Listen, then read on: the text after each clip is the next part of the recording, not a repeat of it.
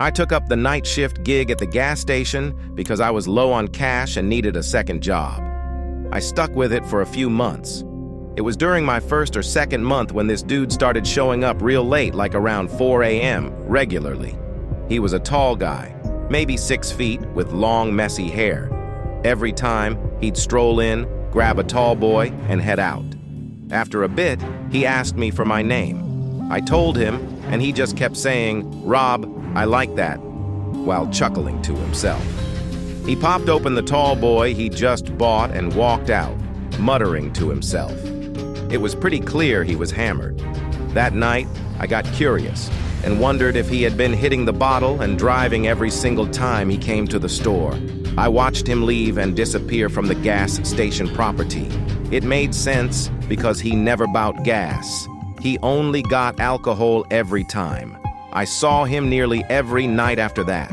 Sometimes he seemed more drunk than other nights. Once in a while, he'd just lean on a shelf and stay quiet for a bit, but he always greeted me with a "Hey, Rob" when he came in.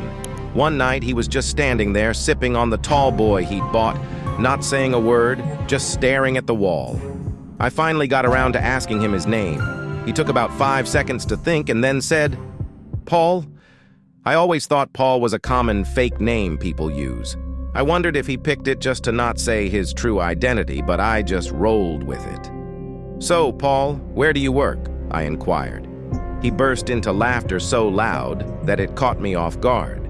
He claimed he didn't have a job and blamed the government for ruining things for him. He seemed pretty wasted again. Despite looking angry, he said, "I like you, Rob. You seem like you know what you're doing." I didn't quite understand, but he left the store right after saying that. I didn't see him again for quite a while.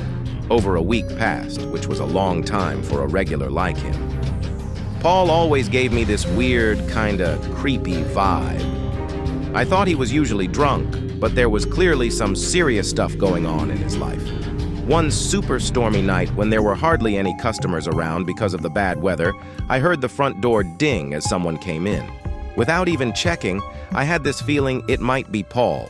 When I finally glanced over, I was totally surprised to see that it was indeed him, but he seemed like a way scarier version. He was totally drenched, no raincoat or umbrella, just a dark shirt and jeans. His long hair was soaking wet, and he was just standing there by the door, staring straight ahead at the wall. He looked mad, but at the same time, his mind seemed to be somewhere else, like his thoughts were racing.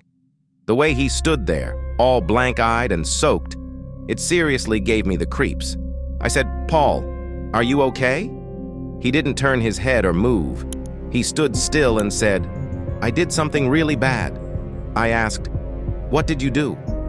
He then looked at me, said, "I need somewhere to hide," then walked past me at the register towards the little restroom hallway.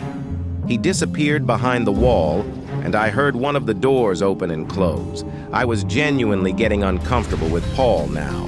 I didn't enjoy his presence whenever he was in the store, and tonight, something was extra off about him. He seemed like a zombie, and that "I did something really bad" comment was incredibly creepy.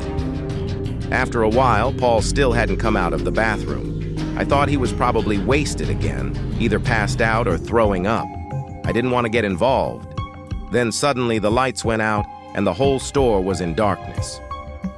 I found myself in a completely dark gas station during a big storm, and there was this drunk guy acting all crazy.